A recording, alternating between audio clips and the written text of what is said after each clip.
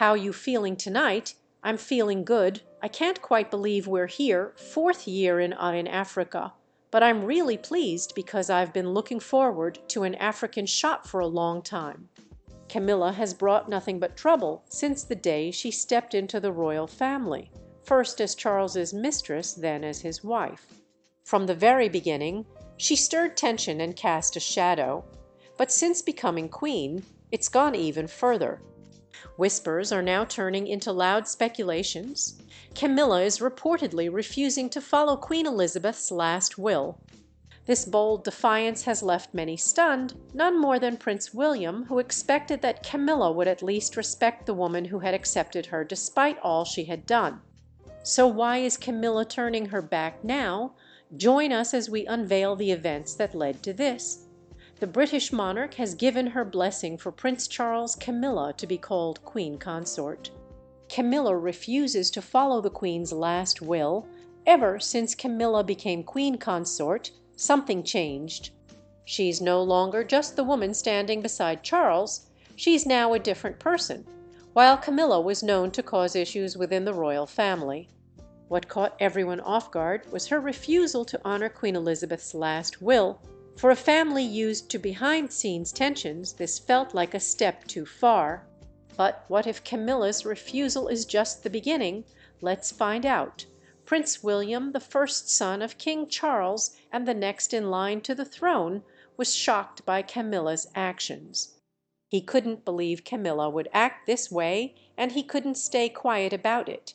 Reports say he questioned how Camilla could ignore his grandmother's final wishes so easily. There were even whispers of a confrontation behind palace doors, though Camilla, true to form, reportedly deflected and offered reasons she couldn't carry out certain parts of the will. But this wasn't her first time going against the late Queen's decisions, and it raised a painful question. Had all of Camilla's good behavior over the years been an act? Was it just a way to earn the Queen's trust, win over the public, and secure the title she had wanted for decades? Keep watching to find out. The public reaction to Camilla's behavior was alarming. Many believed she played her cards well, working hard to win people's hearts. She tried to reshape her image from the other woman to a beautiful royal, making many forget the scandals she brought into the royal family. And her plan worked. Over time, people began to accept Camilla, letting go of the past scandals and seeing her as Queen Camilla, who loved the people. Notably, even Queen Elizabeth changed her stance about her. In the past, Queen Elizabeth had once called Camilla that wicked woman. But in her final years, Queen Elizabeth embraced Camilla as Charles's wife and named her Queen Consort, not Princess Consort, a quiet but powerful sign of full acceptance. However, the public was shocked by this decision, but they were more shocked by the rumors of Camilla's disobedience to the Queen's final will. And people can't help but ask, has Camilla forgotten the woman who gave her everything, the woman who gave her the power she held today in the monarchy? But to truly understand how deep this betrayal struck, let us go back to the beginning to revisit the life of the woman at the center of it all. Queen Elizabeth Roman II, the woman who held the crown for over 7 decades and rewrote the history of the monarchy. Queen Elizabeth Roman II, the longest-serving monarch in British history, began her reign at the age of 25 after the death of her father, King George VI on February 6, 1952. She was, however, crowned queen later that year alongside her husband Philip, a former naval officer who was crowned Prince Consort. However, Elizabeth never imagined she'd become queen. Let's take a look at how she rose to this position. Born on April 21, 1926 in London, Elizabeth Alexandra Mary Windsor was the first child of the Duke and Duchess of York, later known as King George VI and Queen Elizabeth. As a child, Elizabeth was nicknamed Lily. She enjoyed the first decade of her life, with all the privileges of being royal without the pressures of being the heir apparent. This was because her father was the second son of King George V, which meant her father wasn't expected to be king. However, something unexpected happened that turned the hands of history. In 1936, Elizabeth's grandfather, King George V, died. King George's death marked a change in the monarchy. His eldest son, King Edward Roman VIII, became king, but his reign was short-lived as he fell in love with a twice-divorced American socialite, Wallis Simpson. But this was unacceptable for a royal to marry a divorce was unheard of. The monarchy had a strict set of rules and a standard they were expected to uphold. This forced Edward to make a choice. He had to choose between the woman he loved and the crown. And guess what? He chose love. Edward followed the woman he loved and abdicated the crown. This action turned the hands of the clock, as Prince Albert, Duke of York, Elizabeth's father, was next in line to be king. He ascended the throne, taking the regnal name George VI, signifying continuity with his father King George V. This event placed Elizabeth as the heir to the British crown, changing her life, as her mother became Queen Elizabeth and she became the heir to the throne. Elizabeth began public life early. In 1939, 14-year-old Elizabeth made her first famous radio broadcast where she spoke to the children of Britain during World War II. She reassured those who had been evacuated from their homes and families. The famous line that stuck was when she said, "In the end, all will be well, for God will care for us and give us victory and peace." Elizabeth soon started taking on more public duties. She was appointed colonel and chief of the Grenadier Guards by her father, accompanied her parents on official visits, joined the Auxiliary Territorial Service to help with the war effort, and trained to be an expert driver and mechanic. However, her father didn't rule for long. He died after 15 years, and this meant Elizabeth was going to be queen. Queen Elizabeth was on a safari trip in Kenya with her husband, Prince Philip, when she received news of her father's death. Elizabeth knew what was expected of her. She immediately cut the trip short and headed back to the UK. She took on the role of monarch, and her mother, who was still alive, became Queen Mother. Elizabeth's coronation ceremony was broadcast live on television. Grow up in happy and united families. We have been fortunate in our children, allowing people around the world to witness for the first time a British monarch was being crowned on TV. Many whispered about what it would be like for Prince Philip, Elizabeth's husband, who now had to assume a lesser role as his wife had become queen. She was above him in rank, but Prince Philip supported his wife in every way. Kneeling before her on the coronation day, he pledged to be her liegeman for life, leaving behind all his naval ambitions and giving her his unwavering support. Elizabeth and Philip had 2 children before they became the #1 citizens of the realm. They first had Prince Charles and Princess Anne, and over time they had 2 more, Prince Andrew and Prince Edward. In 1969, Elizabeth officially made Charles her successor by granting him the title of Prince of Wales. Hundreds of millions of people tuned in to see the ceremony on television. Prince Charles was now next in line to the throne. During Queen Elizabeth's reign, she did some tremendous things, including championing environmental causes and fostering international diplomacy, most especially her unwavering role in the Commonwealth and her dedication to public service. In her way, Elizabeth modernized the monarchy. She dropped some rigid formalities. One example of this formality was noted during her visits to care homes where the usual royal etiquette just dropped as she connected warmly with residents. She also reduced the strict ceremonial protocols that had previously characterized royal engagements, helping to present a more approachable image of the monarchy. But she didn't end there. Queen Elizabeth also ensured that the public had more access to royal sites and treasures like Buckingham Palace and the crown jewels. She also cut back on royal spending and oversaw the abolition of the civil list in 2012, a centuries-old public funding system dating back roughly 250 years. This action reflected a more modern and financially conscious monarchy. Though the royal family continued to receive some government support, the Queen implemented spending cuts to reflect a more responsible and transparent institution. Queen Elizabeth Roman II broke history as she celebrated 65 years on the throne in 2017, becoming the first and only British monarch to mark a sapphire jubilee. This celebration was marked by the Royal Mint issuing 8 new commemorative coins in her honor. The date also coincided with the anniversary of her father's death.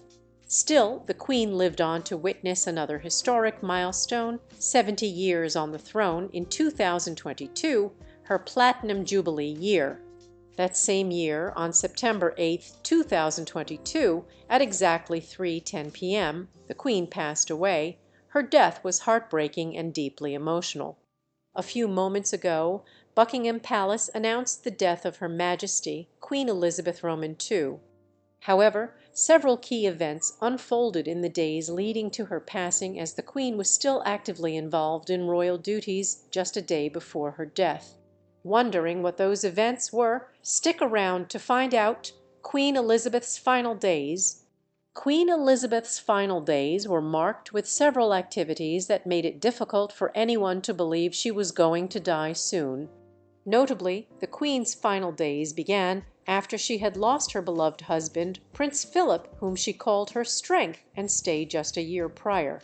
She described his passing as leaving a huge void in her life, an irreplaceable void. Their marriage lasted 73 years, and it was a marriage that was widely admired by the public, as he showed unwavering support and loyalty to Queen Elizabeth till his last breath. Prince Philip's death is widely believed to be one of the major emotional blows that affected the Queen, contributing to her declining health. Still, she remained composed and graceful in her final days. She didn't let illness weigh her down. She remained committed. Queen Elizabeth lived a full and dignified life, and the official cause of her death was attributed to old age. In her final months, she had been placed under close medical supervision and was forced to cancel several royal engagements. Her doctors kept her under watch due to rising health concerns. After Prince Philip's death in April 2021, the Queen's health visibly declined. She began using a walking stick at major public events, first seen at Westminster Abbey, marking a stark contrast to her normally robust presence. She even missed Remembrance Day at the cenotaph due to a back sprain. By February 2022, she tested positive for COVID-19. This was especially worrying given her age, and she subsequently missed the state opening of Parliament. Her public appearances became rare and concern over her health grew steadily. From March to May, the Queen cancelled numerous scheduled events and avoided all public engagements.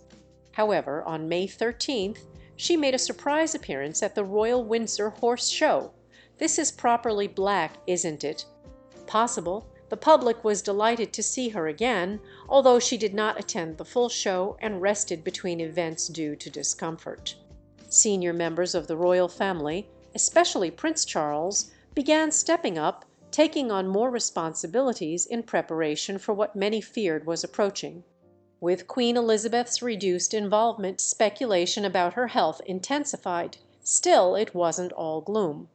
Just 4 days before her passing, the Queen hosted a private gathering for her cousins at Balmoral, inviting them to a shooting party and formal dinner. Interestingly, she broke tradition. Men did not wear ties. Women skipped long gowns, and no bagpipes were played. Guests described the Queen as lively and surprisingly upbeat. She even rode her pony, completing 4 full laps before retiring for the day, demonstrating her resilience and resolve despite the medical advice to rest. Her commitment to duty never wavered. On September 6, 2022, just 2 days before her death, Queen Elizabeth appointed Liz Truss as Prime Minister, replacing Boris Johnson. While the ceremony is traditionally held at Buckingham Palace, this one took place at Balmoral due to the Queen's limited mobility. For the first time in Queen Elizabeth Roman II's 70-year reign, a Prime Minister was appointed outside of London. This was a significant indication of her health struggles. The following day she had a virtual meeting with her Privy Council, including Truss, but had to cancel, as the doctors advised her to rest. That night her condition worsened. Still she shared dinner with family members who had gathered at Balmoral. The steady arrival of royal family members at the estate raised alarm. The public sensed something was wrong. Crowds gathered outside Buckingham Palace, laying flowers, lighting candles, and offering prayers for the Queen. Some believed she had already passed, but this was not yet the case. Queen Elizabeth had dinner with her family, but then she became so weak that she couldn't move. She was bedridden and slipping in and out of consciousness. Prince Charles and Princess Anne took turns staying by her side during those final moments. Outside, citizens saw a rainbow in the sky, with many believing it was a good sign that the Queen had gotten better. But what happened next was unexpected. On September 8th, just a few hours after Prince Charles had spoken to his mother and left to attend to other engagements, the Queen was pronounced dead at exactly 3:10 p.m. It was heartbreaking and sent shock waves around the world. Dr. Douglas Glass, her official apothecary in Scotland, listed the cause of death as old age. It marked the end of an era. Immediately after the Queen's death, the London Bridges Down Protocol was activated. The royal family was the first to be informed, and they began arriving at Balmoral Castle. Everyone except Prince Harry was informed immediately. He was unreachable at first, but later arrived alone. After the royal family had been gathered, government officials were notified.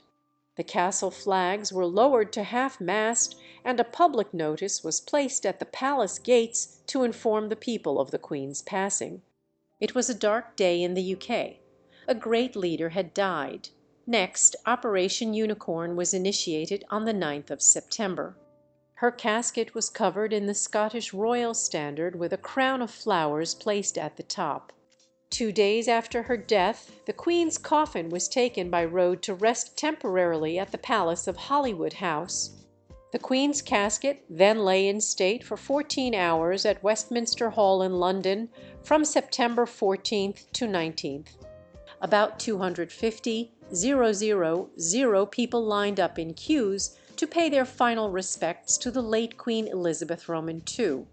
Afterward, the coffin was moved from Westminster Hall to Westminster Abbey on the state gun carriage of the Royal Navy. Members of the royal family walked behind the Queen's casket. The funeral was held at Westminster Abbey and ended with 2 minutes of silence observed across the United Kingdom. A private burial came later that day. Elizabeth was buried with Prince Philip at the King George VI Memorial Chapel. This marked the end of an era and the beginning of a new one, as King Charles Roman II was crowned king alongside Camilla, who was crowned queen consort. The same Camilla who had allegedly refused to follow the Queen's final will.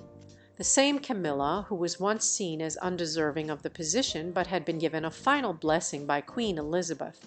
Camilla versus Queen Elizabeth Roman II. One of the greatest scandals during Queen Elizabeth Roman II's reign was the affair between Camilla and Prince Charles. It dominated headlines and brought embarrassment and controversy to the monarchy. The affair nearly ruined the royal family's image and sparked a public backlash. But how did it all begin? Prince Charles and Camilla met in the 1970 through a mutual friend. Their attraction was instant, and they began dating. However, their relationship was cut short when Charles had to leave for the Navy in 1973. During his absence, Camilla rekindled her relationship with her ex, Andrew Parker B.S., and married him in 1973. When the news reached Charles, he was heartbroken. Still, he and Camilla kept in touch. He even became the godfather to her son, showing the strength of their bond. And it wasn't a difficult decision in the end. That's what I wanted. It's what I want. Around this time, Charles met Lady Diana Spencer. Their chemistry wasn't immediate, but Diana's kindness and compassion, especially when Charles was grieving the loss of his beloved uncle, Lord Mountbatten, drew him closer to Diana. Soon their romance grew, and Charles proposed to Diana. Diana accepted Charles' proposal, and they had a fairy tale wedding. But this wedding was short-lived because of Camilla's presence. Camilla, although married to Andrew, started having a relationship with Charles, reigniting their old romance. Their relationship was secretive and ongoing, and it affected Diana's marriage to Charles as he became distant, usually leaving her alone. Diana felt all alone in her marriage, and she became depressed as she was dealing with postpartum depression coupled with her husband's attitude. She soon found out that her husband was cheating on her, which made her develop bulimia. She used this as a coping mechanism to deal with her husband's cheating nature and avoid engaging in public events as she was dealing with her emotional distress and low self-esteem. Charles, on the other hand, didn't care much that Diana was aware of his relationship with Camilla. Instead, he continued to spend more time with her.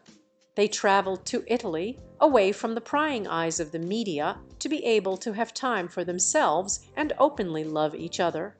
Camilla also wrote letters to Charles when he was at home with his family. She called Charles pet names describing how much she loved him and how they could meet without being caught. Diana watched her husband fall in love with someone else, and she couldn't do anything about it.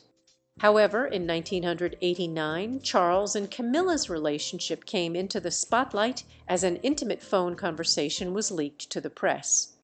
In it, Charles said he wished he could live inside her trousers, even joking about being reincarnated as a tampon. The public was shocked by this revelation, and it caused a major scandal. Diana also revealed the details of her relationship with Charles, how he had cheated on her with Camilla Parker B.S. in 2 different instances. First was with Andrew Morton in the book Diana, Her True Story, and in an interview with Martin Basher for the BBC Panorama broadcast. She gave in-depth details on Charles's affair with Camilla. This placed the monarchy at the center of criticism and backlash. Queen Elizabeth was heartbroken by this news as she didn't want the monarchy to be placed in the dirt.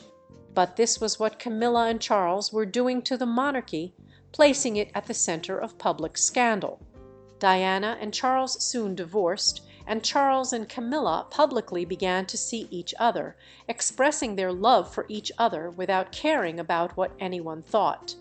Diana, however, died tragically a year after the divorce. This further placed the royal family at the center of criticism and backlash as everyone blamed Charles and Camilla for Diana's death. But this didn't stop Charles and Camilla's relationship. Charles and Camilla continued their relationship despite the Queen's stance against it. This didn't end their relationship. Instead, the Queen avoided all forms of engagement with Charles and Camilla, such that any event Camilla was going to attend. She avoided attending to not being linked to their relationship. However, the Queen changed her stance about their relationship, and in 2005, Charles got married to Camilla. However, it wasn't a royal wedding. It was a civil wedding organized in Windsor, while a celebratory reception was organized in the palace. Camilla, however, rebuilt herself and won the hearts of Queen Elizabeth Roman II and the public by bringing a devoted and dedicated member of the royal family, placing duty first before anything else. This made the Queen declare that she wished for Camilla to be crowned Queen Consort when Charles took the throne. This was unexpected, as everyone thought she would be given the title of Princess Consort like Prince Philip, who was called Prince Consort. However, she was bestowed the title of Queen Consort by Queen Music Elizabeth, who recognized Camilla's unwavering commitment to her royal duties. Queen Elizabeth had also grown fond of Camilla and was particularly impressed with the causes she championed, including tackling violence against women and the way she set about the job with little fanfare. Today, Camilla is Queen Consort, and she continues to serve with grace and unwavering devotion. What do you think Queen Elizabeth would contain? Do you think it would include anything Camilla won't be able to obey? Let us know your thoughts in the comments section. Remember to like, share, and subscribe for more. Also, click the following video shown on your screen.